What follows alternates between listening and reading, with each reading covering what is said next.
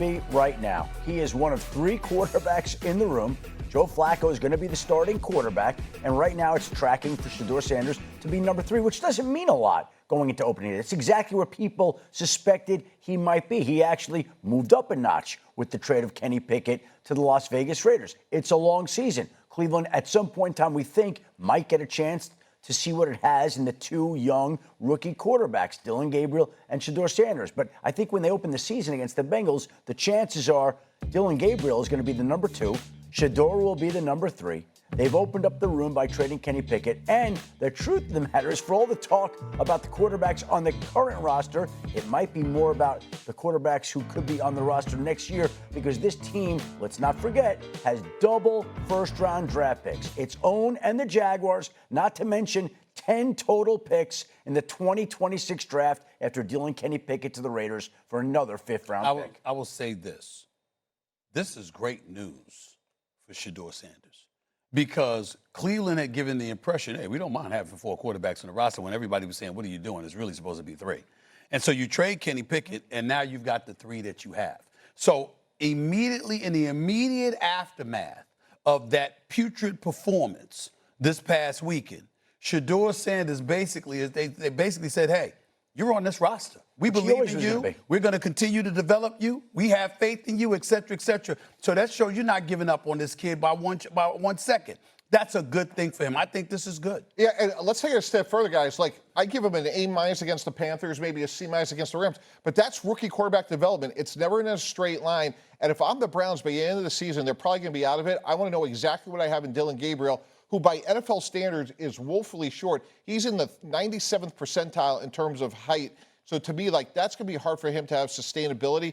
I want to know what I have in Shedeur Sanders by the end of the year, because, again, Ab, to your point, they're going to have 2 first-round picks. So I think what I would say to Shedeur is every Wednesday, Thursday, and Friday, that's your game day. You may not be number 2 right now, but go beat out Dillon Gabriel in practice. Go beat him out in the meetings, and let's see where we are by the end of the season. You think he can beat him out? Because he's ahead of him right now, obviously. Yeah, Molly, I'm a big height, weight, speed guy when it comes to the quarterback position. In the history of the NFL, you look at Drew Brees as one of the rare exceptions as 6 foot or under in terms of having sustainability. So to me, Shedeur is built right, and I think he has the ability to get there. And it's a long season. At some point in time, the chances are he's going to get his opportunity to show. So it's up to him now to just do everything he can to soak it all in, learn what the game's about, absorb it, and be ready when he is called upon, whether that's November or December. And in fairness to Shedeur, I mean, other than his poor performance this past weekend, he really hasn't done anything. I mean, he hasn't gotten in any trouble. I mean, he hasn't been saying the wrong things. He hasn't been a less than a model citizen focused on,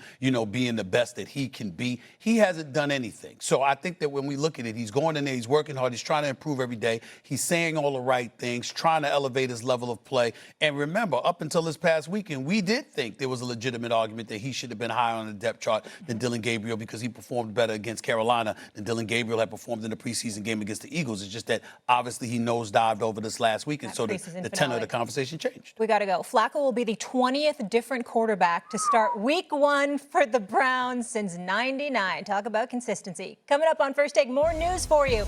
Trey Hendrickson's holding ends. Does this mean a Super Bowl run is back for Joe Burrow and the Bengals? Stephen A., we're 9 days away from the Cowboys playing the Eagles. At quarterback, and why they were willing to trade away Pickett. Well, they got offered, obviously, a pick for Kenny Pickett. That was a valuable pick, and Cleveland now has 2 1s, and they have extra picks later in the draft, so they are going to be armed and ready for the 2026 draft. Look, Kenny Pickett was a value. They have Dillon Gabriel, who they like. They have Shedeur Sanders, who they like. They don't have an experienced backup to Joe Flacco right now, but I think this team is willing to ride through that, especially with the way that Dillon Gabriel looked this summer. So that's the point. While they haven't named it yet, the real question is who's going to be the backup, because that player is 1 hit away from being on the field on opening day. It's going to be Gabriel. Yeah, who played very well this preseason, in fairness, Greeny, but as Hembo just reminded me, he's in 3rd percentile in height. It's really hard to have sustained success in the NFL. Drew Brees is the obvious outlier when you are so short. So to me, it's a big risk. You go from 4 quarterbacks, which we've talked about all summer long, to literally for a 40-year-old quarterback to be backed up by a very unproven, very short by NFL standards 3rd-round pick. Yeah. So we will see Dylan Gabriel, and maybe at some point we will see Shedeur Sanders. That quarterback room remains an interesting one. Yeah, I mean, listen, I've always said, like, this season should have an eye towards what you're going to be in 2026 at the quarterback position. You're going to keep both of the rookie quarterbacks. Yeah, exactly. And maybe both of them get the chance to play. Mike T, yours is the next burning question. Joe Mixon will miss the first 4 weeks of the season with a foot injury, as was forecast by Shefty yesterday. Tell us again, the wide open AFC South. Which team do you like? The Tennessee Titans. Look, the Texans will have 4, maybe 5 new stars on the offense. Joe Mixon's out. And when you think about Cam Ward, this is the quietest first overall pick we've ever seen. And he, to me, is going to have a spectacular season. Tyler Lockett, Calvin Ridley, really solid offensive line. They have Tony Pollard. I think this is a team that could compete and win the division this year, Greeny. Don't be shocked if Tennessee is a lot better than most of the forecasts. Speaking of forecasting, according to ESPN Bet Sportsbook, the Pittsburgh Steelers win total for this season is just 8.5. This for a team that's coming off back-to-back 10-win seasons. They've, of course, also lost 6 straight playoff games. As you probably would have guessed, Aaron Rodgers says he doesn't care about what Vegas thinks at all. I don't worry about what anybody's saying, what Vegas has a win total at, or any of that nonsense. Every team every year has periods of adversity that they have to overcome and battle and kind of go through it, like the bison running toward the storm. You gotta kind of run to it and embrace it. And if we can do that, then we're going to have a chance to be in the mix. So again, that's why I said, as only Rodgers can. Like only he could say all of that when asked about Vegas's preseason win total projection. That said, it's 8.5. D Wood, we go over or we go under? I'm taking the over on it. Listen, we're talking about Mike Tomlin and the Pittsburgh Steelers. Like, they sleep their way into 9, 10 wins. Yeah. And that's without Aaron Rodgers at quarterback. Listen, I get he's 41, and that's a big question mark. Can he play the whole slate of games? But this is the best quarterback situation the Pittsburgh Steelers have had since Big Ben has been there. I think that the biggest question, honestly, is the offensive line. The offensive line, if they play well and they play to their strength and protect Aaron Rodgers, come on, I'm taking over. Greeny, the NFL was created on September 17th, 1920, roughly 105 years ago. In 105 years, there's been 2 quarterbacks, 42 or older, start a playoff game. I'm going to take 105 years and take the under. So you're going under on Rodgers, at least as far as the playoffs are concerned. Shefty, what are you hearing out of Pittsburgh, the early returns? Listen, I think they are excited. They felt like this was a position they had to solidify. This is a team, I think, that still has some questions going into the season. I know we talked about Trey Hendrickson and Terry McLaurin.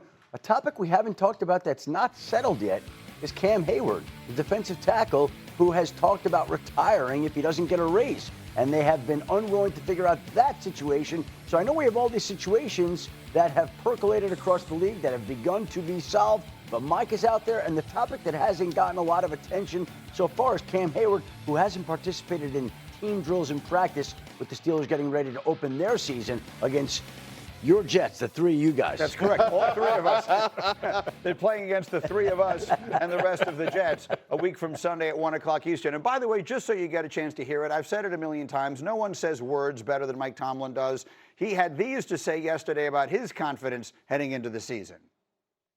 You can trick yourself into being confident. You can hide underneath your desk. I don't worry necessarily about how I feel, the emotional component of it, because it's just that.